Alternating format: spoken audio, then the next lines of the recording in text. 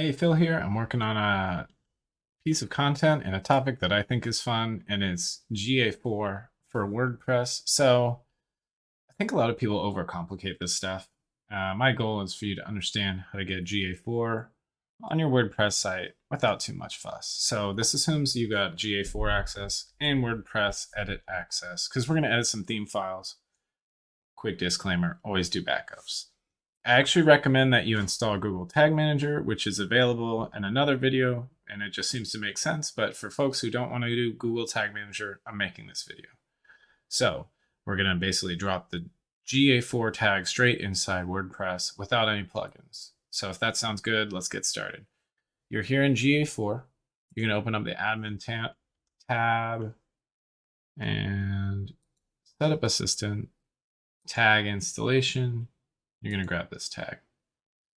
Go grab the GS tag, and it's got a little awesome copy button. Great. Let's go to your WordPress site. You're going to go to Appearance, Theme File Editor.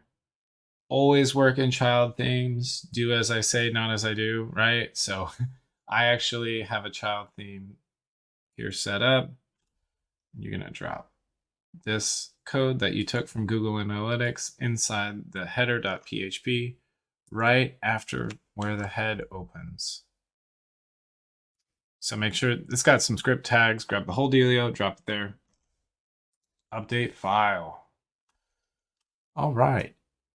If things worked out correctly, you should be able to see it. And I'm going to use a cool tag extension called Tag Assistant. Chrome extension called Tag Assistant. It allows me to see, hey, we've got the GS tag here.